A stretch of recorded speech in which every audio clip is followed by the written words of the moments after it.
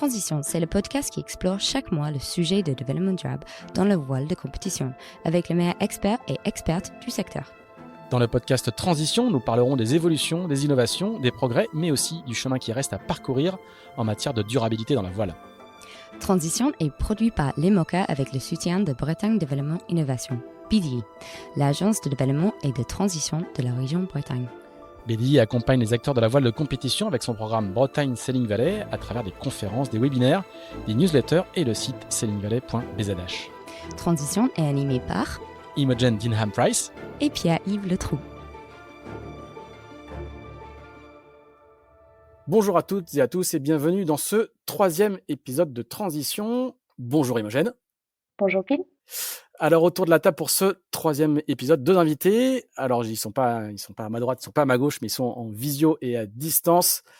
Nous avons Michel Marie, qui est consultant en analyse de cycle de vie et qui est responsable de la construction chez Ineos Britannia, qui doit souffler un peu après la Coupe d'Amérique. Bonjour Michel. Bonjour Pierre-Yves et Imogen. Oui, un peu de souffle. Effectivement, mais c'est déjà reparti puisque Ineos Britannia est déjà engagé dans la prochaine. On y reviendra peut-être tout à l'heure. Et le deuxième invité, un peu plus près, c'est Mathieu Souben, qui est associé gérant et responsable du bureau d'études de la voilerie All Purpose. Salut Mathieu. Bonjour à tous. Alors, on a traité un mois de l'impact de la construction des bateaux et singulièrement des IMOCA. Cette fois, on va s'attaquer au moteur, si on peut encore parler de moteur quand on va parler de voile, puisque les foils quand même servent beaucoup à motoriser les IMOCA modernes. Donc, on va parler de l'impact des voiles qui, dans notre monde de la voile de compétition, c'est encore un petit peu déconsommable. C'est des voiles, ça s'use. Et après, qu'est-ce qu'on en fait ? Des fois, ça se jette, des fois, ça se recycle, des fois, elles ont une nouvelle vie, mais en tout cas, elles ont de l'impact. Et c'est de ça dont on va parler aujourd'hui. Et Imogen, tu vas nous faire un petit topo parce que tu as quelques chiffres assez intéressants, justement sur le poids de l'industrie. Alors, je ne sais pas si on dit l'industrie de la voilerie, l'industrie de la voile, mais sur la fabrique à tissu pour les bateaux, je vais dire ça comme ça, au sens large du terme et dans le monde. C'est à toi. Très bien, merci. Et donc, oui, effectivement, je vais commencer par une petite panorama générale avant de zoomer sur le secteur de la course au large. Donc, selon une étude réalisée en 2022, l'industrie des voileries produit chaque année plus de 13 millions de mètres carrés de voiles dans le monde. Donc, ça c'est à peu près environ 2000 tonnes de voiles par an. Donc, c'est assez costaud. Et forcément, le voile sont évidemment les éléments cruciaux, comme disait Pierre-Yves tout à l'heure, vraiment pour les aspects de performance à bord d'un bateau, surtout quand à bord d'un IMOCA, mais ils sont bien plus consommables que le bateau lui-même. Donc, elles nécessitent donc un remplacement fréquent. Donc, on achète de plus en plus de voiles parce que c'est un aliment consommable ou beaucoup plus consommé qu'un bateau.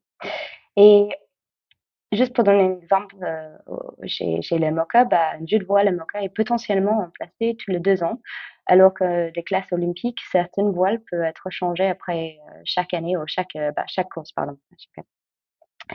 Et donc, pourtant, en termes d'impact, la production d'une voile est assez marginale. Une jeu de voile IMOCA génère à peu près 7 tonnes de CO2, et donc ça c'est soit 1,4% de la construction totale d'un IMOCA. Par contre, dans le contexte un peu plus large, la production et la consommation de voiles deviennent des enjeux cumulés sur lesquels nous devons commencer à réfléchir un tout petit peu. Et c'est pour ça qu'aujourd'hui, on est vraiment là pour cet épisode de podcast. Et ça va vraiment nous amener dans la discussion d'aujourd'hui et la nécessité de changement et aussi sur les initiatives encore dans ce secteur. Donc, avant de donner la parole à Michel et Mathieu, je souhaiterais aussi souligner 2 méthodes de contrôle que nous, on a au sein de la classe IMOCA et vraiment mises en place pour réguler l'utilisation des voiles. Et donc, premièrement, on a une règle qui limite le nombre de voiles à bord d'un IMOCA. Donc, cette année, cette règle a été mise en place pour réduire le nombre de voiles à bord. Donc, après ce Vendée Globe, le prochain cycle qui débutera en 2025, on posera un maximum de 7 voiles à bord au lieu de 8. Donc, c'est une évolution mais assez intéressante. Et ce qu'il faut rappeler, Imogen, c'est que c'est une nouvelle réduction, puisque encore sur le cycle précédent, c'était 9 voiles, donc les jeux de voiles embarqués ça c'est important de le souligner, les jeux de voile que les coureurs en IMOCA peuvent embarquer, ils en ont souvent plus que ça à terre, ne cesse de diminuer. Et ce qu'il faut souligner aussi, peut-être que Mathieu pourra nous en parler un peu plus tard, mais c'est que du coup, ça oblige chaque suppression de voile, ça oblige à un redessin souvent d'une bonne partie du jeu de voile, en particulier les voiles d'avant. Sur les bivoiles, je le rappelle juste, sur les 8 futures voiles, on retrouve forcément une grand voile qui reste à poste pendant toute la course, un tourmentin, ça c'est les 2 voiles obligatoires, une petite voile d'avant, une petite voile de tempête d'avant, pour ceux qui connaissent pas, qui fait souvent c'est elle est souvent obligatoirement en fluo. Et puis toutes les autres voiles d'avant, là ils ont un peu le choix à la fois dans le design et dans le type, Speed, Jennaker, Code Zero, voilà, c'est très très variable. C'est exactement ça, oui. Donc, dans le prochain cycle, on va voir que cette voile à bord. Donc, ça va être intéressant à voir les voiles qui sont gardées et les voiles qui changent. Et donc, juste pour finir ce petit point, deuxièmement, sur les réglementations, on a également mis en place un système de boutons à bord. Et donc, ce système impose aux voiles d'être utilisées sur un minimum de courses avec certains coefficients. Donc, avant d'être remplacé, le voile doit accumuler une certaine quantité de courses et donc les coefficients qui viennent avec le course. Et l'objectif derrière tout ça, c'était vraiment de limiter la consommation et donc le coût financier et aussi les aspects environnementaux. Et donc, ça, c'est 2 aspects de l'évolution réglementaire au sein de la classe. Et donc, ça, c'est les aspects assez, les avancées assez majeurs, mais elles ne touchent pas directement à l'impact environnemental de la production des voiles. Et donc, c'est un sujet que nous allons explorer. Et donc, j'aimerais bien poser cette question à Mathieu, juste pour nous expliquer un tout petit peu comment on fabrique une voile. Alors aujourd'hui, il y a plusieurs manières de fabriquer une voile. Si on reste dans le domaine de la course au large, par exemple, donc c'est des tissus qui sont fabriqués, et ça quel que soit le fabricant, sur mesure en fonction de l'utilisation qui va être faite de la voile ensuite. Donc ça veut dire que globalement, les fibres qui vont reprendre les efforts principaux et secondaires d'ailleurs de la voile vont être déposées par un robot sur un marbre, enfin tout sur un moule en fonction des technologies et avec dans l'idée de mettre le minimum de fibres, donc, ce qui est assez bien, assez vertueux pour tout le monde d'ailleurs, parce que ça permet de gagner de la masse et donc de la performance, et puis ça permet d'en consommer moins aussi. Et donc ça, c'est quelle que soit la technologie utilisée, globalement, il y a un mélange de fibres. Donc après, ça peut être des aramides, des fibres type Dynéma ou d'autres, et puis de la résine, voilà, qui est une résine souple, hein, de formulations qui peuvent être différentes.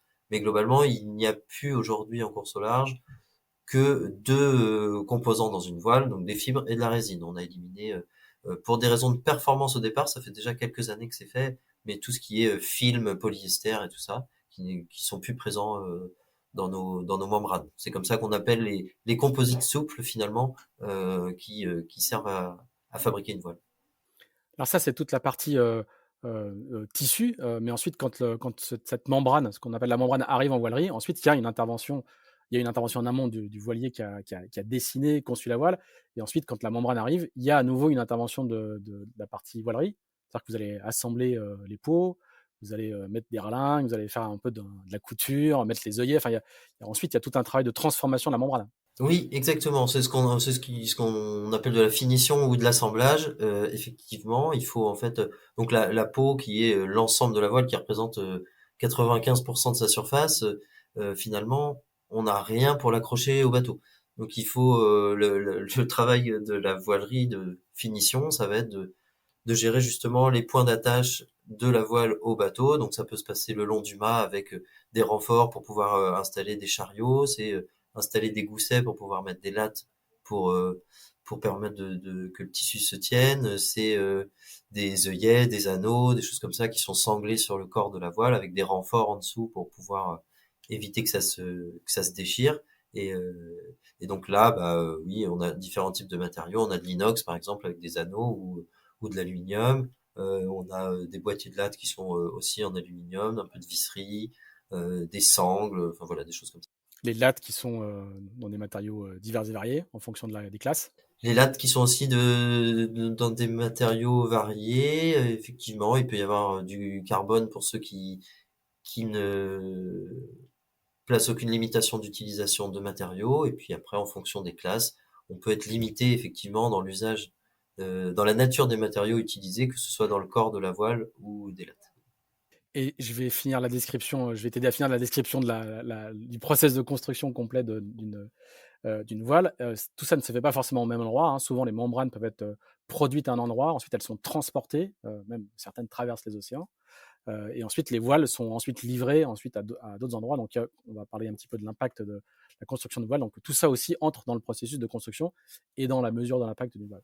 C'est vrai que en général, les entreprises où sont fabriquées les membranes sont différentes d'un plancher d'assemblage et de finition. Donc géographiquement, il peut y avoir de la distance entre ces deux usines qui finalement sont des corps de métier assez différents. Parce que la fabrication de la membrane, on se rapproche plus d'une usine de composite et par contre une voilerie d'assemblage qu'on connaît tous, enfin pour ceux qui naviguent, qui sont les voileries à côté de chez nous, c'est des machines à coudre, des planchers, et on est plus sur un atelier de type artisanal. Alors, j'ai commencé à déflorer un peu le sujet impact, mais il va être beaucoup mieux traité par Imogen. Dans le cadre de son travail à l'IMOCA, vous avez lancé un projet qui est désormais relativement connu, qui s'appelle la Green Sail. Est-ce que tu peux nous en faire une petite synthèse? Parce que c'est un projet qui est déjà bien abouti, qui a déjà donné quelques résultats, mais pour ce qui est du traitement de l'impact des voiles, c'était un sujet assez important. Oui, effectivement, c'était un sujet au sein de la classe qui a vraiment tout a commencé auprès de Skip, en fait, et qui ont commencé à voulu vraiment comprendre l'impact des voiles et déterminer si c'était vraiment possible d'avoir à bord une voile avec moins d'impact. Et donc, d'où vient le terme voile verte. Donc, ça a vraiment commencé en 2020-2021 avec les discussions autour de table, comment réduire l'impact des voiles. Et comme expliqué, la voile verte a marqué un début de mouvement en faveur de la réduction de l'impact dans la fabrication précise des voiles. Et dans sa forme un peu plus simple, la voile verte est une règle aujourd'hui au sein de la classe. Et donc, c'est vraiment pour contrôler l'impact derrière toute la phase de construction des voiles. Et l'impact est forcément mesuré en termes de CO2, ou dioxyde de carbone. Et dans ces premières tentatives de réduction d'impact de CO2, on est vraiment concentré sur 3 axes principaux. Donc ça, c'est l'énergie, le transport et les déchets.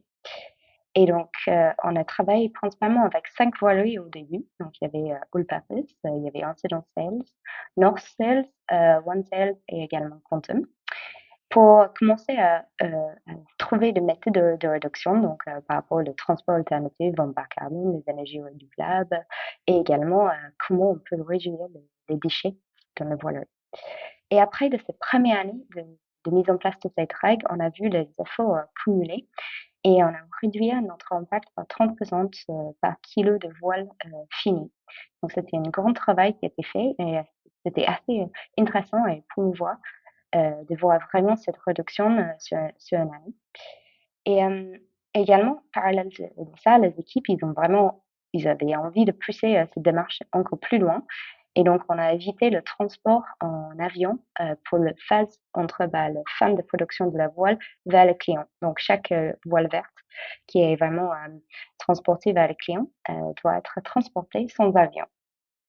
Et aujourd'hui, c'est le Vendée Globe. Chaque bateau a au moins une voile verte à bord.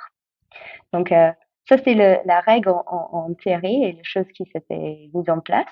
Mais j'aimerais bien redemander à Mathieu un peu son retour par rapport à cette règle au sein de All-Purpose et comment c'était vraiment pris en compte au sein de la voilerie. Alors chez nous, c'est quelque chose qui nous tient à cœur depuis assez longtemps en fait.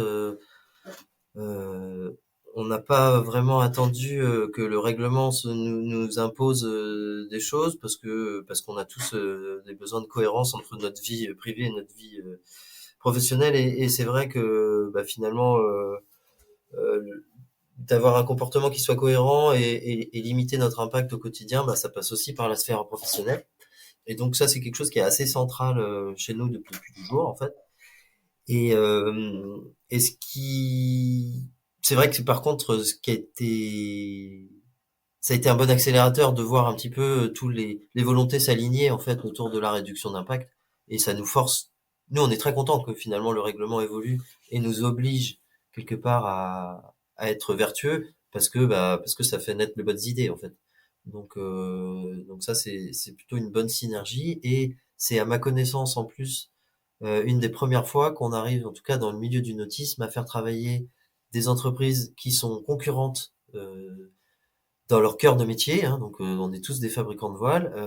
Donc, globalement, les gens qui veulent des voiles s'adressent forcément à l'un d'entre nous, voire à tous, pour aller comparer des performances, des prix. Et en fait, on a réussi à mixer, à mettre tout le monde autour de la table, et puis à essayer de trouver des curseurs communs d'amélioration et puis se mettre d'accord sur l'évolution de la règle. Donc ça, c'est plutôt positif de créer des synergies comme ça entre structures qui sont concurrentes dans leur cœur de métier. C'est toute la force de la régulation par le règlement. C'est quand même très, très, très, très puissant. Michel, avec toi, on va essayer de rentrer un petit peu dans le vif du sujet, parce que tu as accompagné l'IMOCA sur toute la partie justement analyse du cycle de vie et mise en place d'un système de scoring. Est-ce que tu peux nous expliquer un peu comment tu as travaillé autour de cette règle et quel a été ton apport auprès de l'IMOCA? Bah, tout d'abord, avant d'arriver à l'aspect règlement, oui, été mandaté par IMOCA et a commencé à faire des discussions avec Imogène, oui, c'était, fin 2020, début 2021, pour, déjà essayer d'établir de quelle manière on pourrait, parce qu'au début c'était une page blanche, de quelle manière on pourrait, penser à établir ce qu'on appelait une voile verte, à cette époque. Et donc ça a commencé par une réflexion sur la méthodologie pour arriver à quelque chose qui pourra être, intégré dans un règlement. Et cette méthodologie, a été basée sur cet aspect collaboratif, c'est-à-dire, s'asseoir autour d'une table, et comme l'a mentionné Mathieu, c'est clair que maintenant 3 années plus tard, oui, ça a été vraiment une très positive, expérience. Mais bon, au début, ce n'était pas, si facile que cela. Mais ceci dit, avec, l'enthousiasme d'Imogène, nous y sommes arrivés. Et donc le point de départ, ça a été de définir, une voile type, hem et j'ai été mandaté pour passer en communication directe avec chaque voilerie de manière indépendante, une communication très silo. Et j'ai fait une analyse très détaillée de la fabrication d'un G2, donc une voile d'avant, de size médium, hem, qui était la même pour tout le monde et ça m'a permis d'établir, l'ét enfin, un état des lieux de quel est l'impact de la fabrication d'une voile, chez les différents voiliers, à l'échelle plus ou moins planétaire parce qu'on a quand même des voileries, qui sont réparties, aux 4 coins du globe. Heu, cette analyse détaillée a permis de faire un retour vraiment de ce qu'on appelle les hotspots. Donc quels sont les points, particuliers où il y a vraiment, un impact très important et c'est de cette analyse de hotspots que l'on a déterminé un scoring system.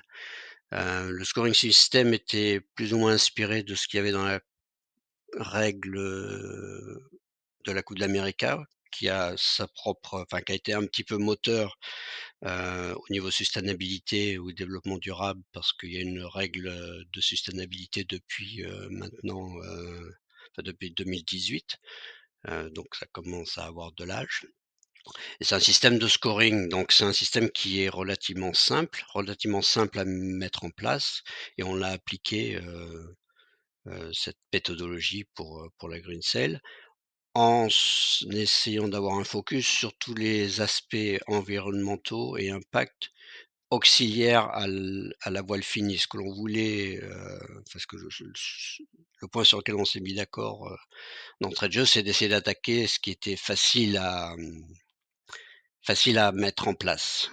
Donc pas nécessairement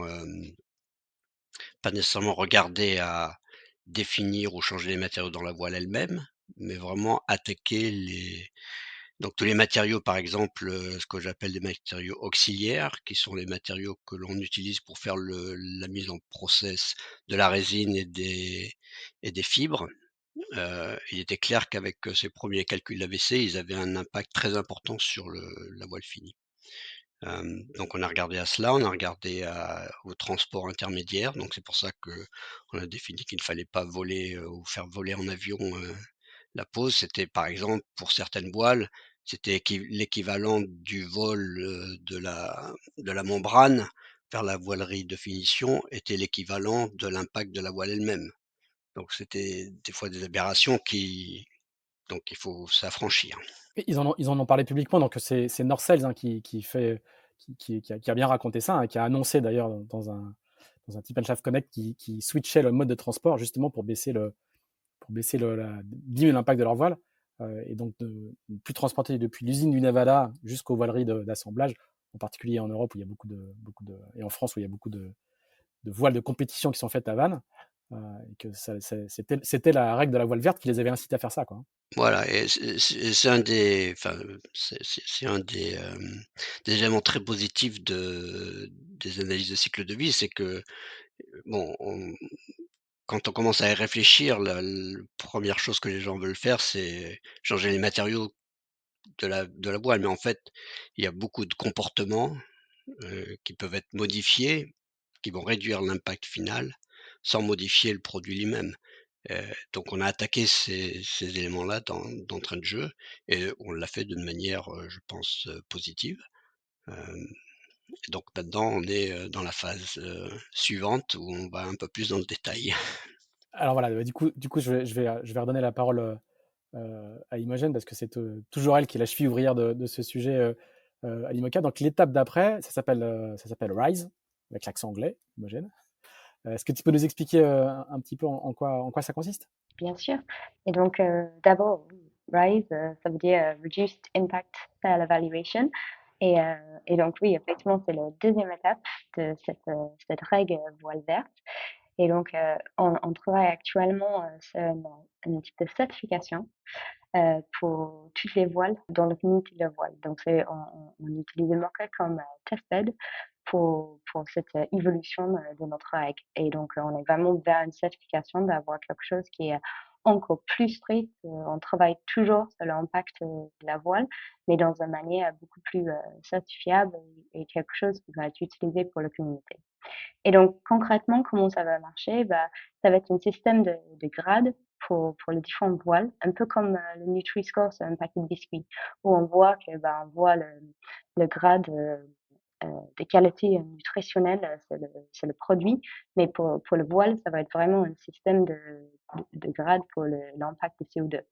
Donc, en espérant que dans quelques années, sur une voile, on va voir les voiles à grade A qui sont hyper bien, avec moins d'impact CO2 et après, bah, potentiellement, il y a des voiles un petit peu grade C, D et peut-être pas si loin que ça, on verra, mais l'idée, ça, c'est d'avoir quelque chose qui est beaucoup plus comparable et plus strict, en termes de réduction d'impact. Donc, on est dans la dernière phase test et je sais que All Purpose est en train de nous aider là-dessus. Et juste, j'ai oublié tout à l'heure, mais aussi maintenant on a Doyle Sales qui est également rentré dans notre liste des voileries qui fait partie de tout ce qui est voile verte et maintenant Rise. Donc on commence à avoir une bonne petite communauté dans ce système de réduction. Michel, tu continues à travailler avec l'IMOCA sur le sujet. Qu'est-ce que ça implique d'évolution de la méthode de passer à cette nouvelle étape avec RISE? Donc l'évolution, bah, elle a été en fait demandée par les voileries, ce qui a été très positif en fait. C'était une partie de ces tables rondes, animées par Imogen qui nous ont vraiment, personnellement, ça m'a vraiment fait plaisir de voir que les participants, en fait, demandaient plus que ce que l'on essayait de mettre en place avec la règle. Le système de scoring, il avait bon, il a été mis en place parce qu'il était simple, mais bon, comme il était simple, il y avait des des manquements à la méthodologie. Hem, 1 manquement, c'était qu'on n'adressait pas l'impact global de la fabrication de la voile. Et le deuxième manquement, c'est qu'il adressait pas tous les problèmes associés à la fabrication. Hem, Juste pour donner un ordre d'idée, quand j'ai commencé à faire mes études, l'impact en kilos de CO2 pour fabriquer 1 kilo de voile finie, il avait une range de entre 35 et 6 kilos, donc une range qui était quand même très, très large. Au fil des années, enfin 15 une année et demie, plus tard, la range s'était diminuée de 20 à 6. Ce que l'on a fait, c'est qu'on a commencé à regarder où est-ce qu'on va pouvoir se projeter, disons à l'avenir, à 2030 ou 2035, et c'est ce qui nous a permis en y réfléchissant un petit peu, on est arrivé à ce système de grading dont parlait Imogen, qui est un peu équivalent, quand on va acheter son frigo, on a soit un frigo A ou soit un frigo, G. Et on a mis cette échelle, de couleurs et de lettres vis-à-vis de cette courbe de progression, et c'est comme ça qu'on est arrivé simplement à ce système. Pour arriver à ce chiffre, qui est un seul chiffre, il y a évidemment beaucoup, beaucoup de calculs et de données à entrer. Et donc le travail que l'on a fait avec, MarineShift 360, c'est de développer, hem, un outil AVC en ligne qui est, accédé directement par, les utilisateurs, par les voileries, et qui leur permet de rentrer, en ligne toutes les données liées à la fabrication de la voile. Donc ils rentrent, les kilogrammes de tissu qu'ils achètent, les kilogrammes qui sont dans la voile finie, qui va permettre de calculer, l'impact, au niveau de tout ce qui est déchets. Ils intègrent toutes les données de transport, donc tous les transports, upstream pour venir chez eux, et après les transports qu'il y a entre, les lieux de production s'il y a des transports intermédiaires. Ils vont pouvoir entrer toutes les données, de consommation énergétique, et l'outil calcule toutes ces valeurs pour sortir 1 kilo de CO2 par kilo de voile finie. Hem, L'outil après, de manière automatique, envoie ces détails, d'AVC à une personne tierce qui va faire un audit des résultats pour pouvoir apporter une certaine certification à les données qui sont rentrées, et à la fin du process, le calcul a été validé après, révision, et le score, green ou le score rise est donné à la voilerie. Donc c'est un process, qui, comme Imogen dit, est en phase de finition au niveau, évaluation et testing, mais c'est un process sur lequel on a travaillé maintenant depuis, plus d'une année. Mathieu, vous l'avez cet outil, vous l'utilisez déjà? Vous avez, aujourd'hui, quand vous faites une voile, sur le plancher, à à Carnac, vous rentrez toutes ces données et vous avez déjà un score, alors on comprend que le score est pas, instantané, il faut qu'il y ait encore un petit calcul extérieur, mais vous travaillez déjà avec cet outil? Vous le testez au quotidien? Oui, bah, bien sûr, en fait, c'est quelque chose c'est vrai que c'est bien résumé par Michel, mais c'est d'une complexité assez hallucinante, en fait, quand on se pose vraiment autour de la table et qu'on essaye de se dire, bon, on veut faire mieux, comment on fait? Déjà, il faut savoir ce qu'on faisait avant, essayer d'être capable de calibrer tout, et puis les pistes d'amélioration sont pas forcément les plus évidentes. Donc oui, oui, c'est quelque chose qui est en train de rentrer en charge pour l'IMOCA. Nous, en interne, on a aussi nos propres outils d'aide à la décision stratégique, finalement, autour d'une politique de réduction d'impact. Donc tout ça cumulé, on est content parce que finalement, les outils avec le même objectif, mais pas la même moulinette derrière, permettent aussi de tester la robustesse des outils. Et finalement, aujourd'hui, on arrive à une cohérence dans tout ça. Donc ça nous conforte dans nos choix. Et c'était important d'avoir un outil qui soit pas un outil à vous, mais un outil commun à tout le secteur. Bah, il y a vraiment cette idée de labellisation, comme on est quand même, les données d'entrée sont déclaratives parce que chacun a ses secrets de fabrication aussi, et puis on peut pas laisser finalement rentrer des auditeurs partout. Donc ça suppose d'être de bonne foi déjà, mais par contre que tout le monde utilise la même règle commune, c'est le premier pas vers quelque chose de pouvoir vers une comparaison possible. C'est-à-dire que si c'est toujours difficile de mesurer des en pieds et en centimètres, il faut la même règle commune pour pouvoir effectivement scorer et puis qualifier tel ou tel process de fabrication. Et est-ce que vous travaillez déjà avec l'outil? Alors, je suis déjà dans l'optimisation.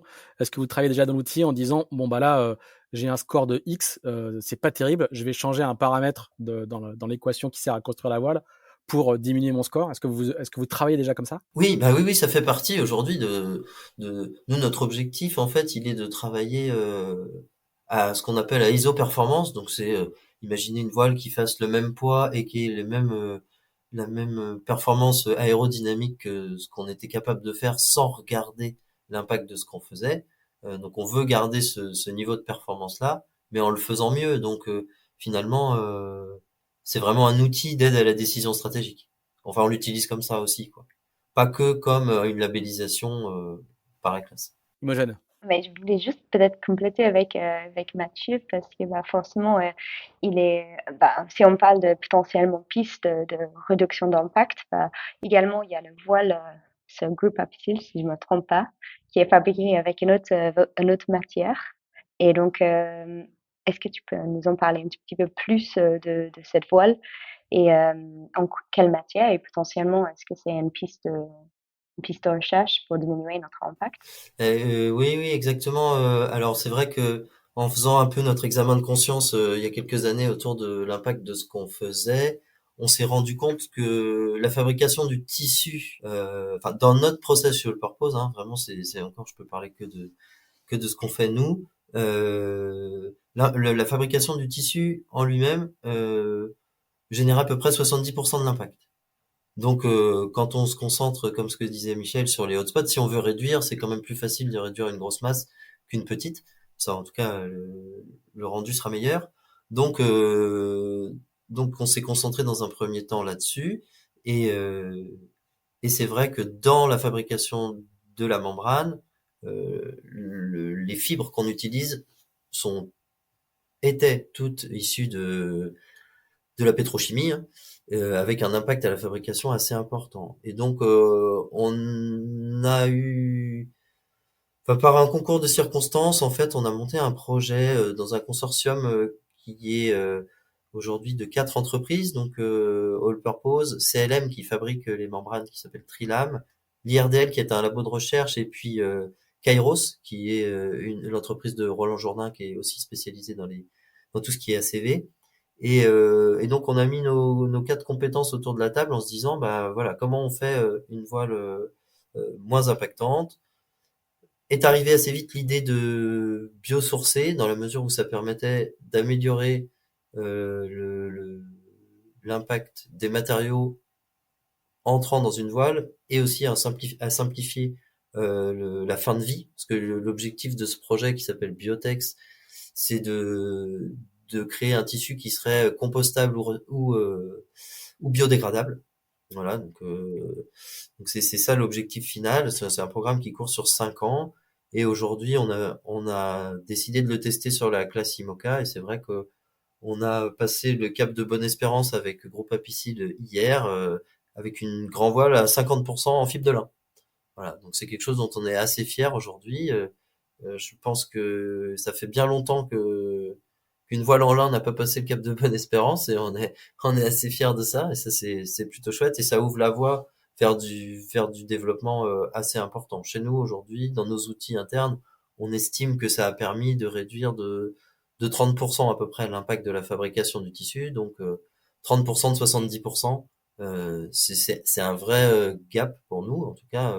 Voilà, c'est quelque chose d'important. et puis la fin de vie sera aussi plus simple à gérer, quoi. Et donc, je vais juste continuer là-dessus parce que tu viens de parler forcément de fin de vie. Et donc, pour tout ce qui est la fin de vie des voiles, aujourd'hui, on n'a pas mille solutions existantes. Aujourd'hui, on a vu que potentiellement la partie recyclage, c'est quand même très complexe parce que tu viens de parler un tout petit peu la complexité des voiles aujourd'hui. Donc, effectivement, il y a d'autres petites pistes et d'autres solutions qui sont encore, mais c'est plus par rapport à la réutilisation de voiles ou le potentiellement, ça peut être des voiles de cases ou on peut créer d'autres produits avec. Potentiellement, ça va aussi être peut-être Mathieu qui parle un petit peu d'un petit projet qui sort de Woolparters. Mais juste avant ça, j'aimerais bien peut-être poser une question à Michel. Je ne sais pas si tu connais d'autres solutions en recyclage, fin de vie des voiles existants aujourd'hui. Ou... C'est sûr qu'il y a eu enfin, c'est un problème, sur lequel les gens se posent depuis pas mal d'années maintenant. Il y a pas mal de projets qui se passent, mais il reste, toujours à l'état laboratoire. Hem, la plus grosse source de recyclage, c'est plutôt du downcycling, qui est fabriquer des sacs, avec les voiles. C'est probablement la la 1re, ligne de fin de vie, pour les voiles. À l'état actuel, mais bon, à terme, oui, ce qui va être, enfin, ce sur quoi les gens travaillent, c'est de pouvoir, récupérer les fibres pour leur redonner, la pour faire vraiment une voile circulaire, quoi. Donc non pas seulement du recyclage, mais pas juste du reuse, sous forme d'abat-jour, de Voilà, pouf de refaire une voile avec une voile, quoi. voilà, Mmh. exactement. Mais enfin, à ma connaissance, on n'y est pas encore. Du coup, chez All Purpose, par contre, vous avez un service je sais pas comment on appelle ça, un service de reprise de voiles? Vous reprenez les vieilles voiles de vos clients et donc du coup, vous en faites quoi? C'est quoi l'objectif justement avec cette proposition? Ça s'appelle Second Souffle, je crois, hein, c'est ça, hein? Ça s'appelle Second Souffle chez nous, ouais, exactement. On est parti d'un constat assez pragmatique qu'on avait quand même beaucoup de voiles qui traînaient dans nos garages, qu'on a gardé au cas où, voilà, comme plein d'autres choses. Mais c'est vrai que on s'est dit, bah tiens, finalement, si on veut éviter de produire des voiles neuves, parce que c'est ça l'objectif finalement, c'est que le meilleur impact d'une voile, c'est qu'elle soit pas fabriquée. C'est pourquoi est-ce on se servirait pas de ce gisement-là pour essayer de repartir naviguer. Et donc on a monté un système de recensement déjà, de collecte. En fait, il y a un réseau de 9 partenaires aujourd'hui dans le Morbihan. C'est le département pilote parce que c'est là qu'on est et c'est plus facile à maîtriser. Donc il y a des points de collecte dans lesquels les gens viennent déposer leur voile. Il y a un audit qui est fait, hein. Finalement, on n'a pas inventé grand-chose. Et puis si la voile est en capacité de renaviguer, et ben finalement il y a un service de dépôt-vente qui se met en place avec potentiellement des réparations ou des modifications qui sont effectuées ici, donc à Carnac. Et ça nous permet aussi de finalement d'éviter l'exportation de savoir-faire. On a dû réinventer aussi des manières de faire, de remettre une voile sur l'eau. Donc, il y a aussi un bureau d'études qui est dédié à ça, qui peut retrianguler une voile parce que on peut être amené à devoir faire naviguer je sais pas, un génois de tel type de bateau sur un autre, et puis il faudrait réduire le guindant ou au contraire l'agrandir. Donc ça, c'est tout un service qui est en place chez nous, ouais. Et Mathieu, je crois que c'est Adrien Hardy, non, qui avait fait dans un Génois de Figaro, qui avait fait un Solène de Figaro. Il me semble me souvenir d'un. Ouais, alors oui, Adrien Hardy fait partie des Il courait avec, précurseurs. quoi. Il Ouais, ouais, courait ouais. avec. Ouais, mais ça a déjà quelques années en fait. C'est hyper vertueux parce que ça permet de pas acheter une voile, donc de pas la fabriquer. C'est-à-dire que quand on calcule les impacts, finalement, la matière première là c'est zéro. Et donc en un an, on a quand même réussi à mettre je crois que c'est 140 voiles sur l'eau grâce à ça. Donc c'est autant de tissu qui a pas été fabriqué. Donc voilà, c'est quelque chose qui est en train de de prendre corps vraiment.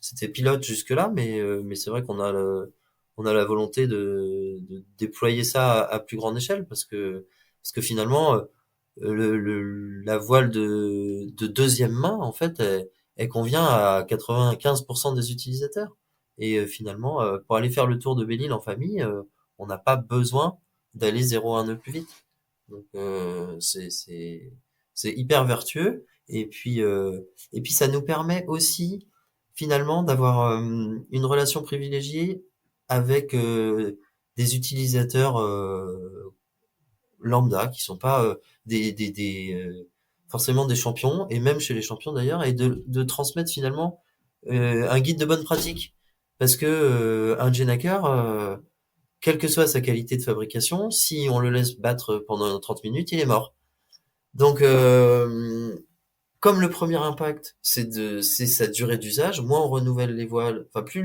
la durabilité est importante et plus la voile sert longtemps. Et finalement, c'est vraiment là qu'on gagne des kilos équivalents CO2. Donc ça nous permet aussi de développer un genre de guide de bonne pratique. C'est vraiment ça. L'idée, c'est presque de créer un label d'éco-skipper en fait autour de ça, quelqu'un qui serait capable de faire durer sa voile le plus longtemps possible. Très bien. Alors, en guise de conclusion, on va passer de la famille qui fait le tour de Belle-Île avec une voile de seconde main à la Coupe de l'Amérique avec toi, Michel. Un petit témoignage justement sur comment ça se passe dans la coupe. Je crois que vous avez vous avez construit moins de voiles sur l'édition précédente que sur cette édition, pardon, que sur les éditions précédentes. C'est quoi un petit peu la culture de la sustainability du développement durable, pour parler en français, dans la coupe et comment ça se met en œuvre progressivement? Donc elle est, comme je disais, plus tôt dans l'interview, elle est dans la règle depuis 2018. Elle est axée sur la fabrication du bateau plus que sur les voiles. Mais bon, c'est clair qu'au sein de la règle, oui, il y a une limitation, de nombre de voiles comme tu viens de le dire. Il y a une limitation, du nombre de foils que l'on pouvait fabriquer, par exemple, pour cette dernière édition. Donc il y a pas mal d'initiatives qui permettent de diminuer l'impact, de fabrication des bateaux, d'une coupe à l'autre. Sur la partie voile, en même temps, quand on voit les bateaux, il y a plus de spi, il y a pas de Jenaker, le jeu de voile, il est un peu plus restreint qu'avant quand même. Il est beaucoup, beaucoup plus restreint qu'avant, et les voiles, sont de plus en plus durables. Donc, les on a vu qu'il y a très, très peu de voiles qui explosent, comme on dit. Et les voiles oui, ne sont pas changées après, tous les virements je me rappelle en 2007 à Valencia, un Jenaker, un Génois ne faisait qu'une course, donc oui, mais on a beaucoup moins d'impact qu'il n'y en avait, il y a 15 ans, c'est sûr. C'est clair que sur cette coupe, les voiles ne façaillent pas beaucoup dans les virements de bord. Voilà, tout à fait. Très bien. Imogen, tu veux me dire un petit mot de conclusion? Oui, effectivement. Donc, d'abord, grand merci à Michel et Mathieu pour être avec nous aujourd'hui. Mais oui, effectivement, en conclusion, je crois qu'on n'a pas donné un titre à cet épisode. C'est vrai. Mais par contre, en conclusion, je crois qu'on peut rester un peu positif qu'il y a un changement qui est en train de se créer autour de tout ce qui est réduction d'impact dans l'industrie des voileries, peut-être, on peut dire. Et c'est quelque chose qui reste positif, mais oui, quand même, il y a un peu de travail à faire autour de nos habitudes de consommation et tout ça. Donc, mais c'est en route, donc c'est bien. Comme toujours. Merci beaucoup à tous les trois, Michel et Mathieu et Imogen. On se retrouve dans un mois pour un nouvel épisode. Merci, à bientôt. À bientôt. Merci, au revoir. Au revoir.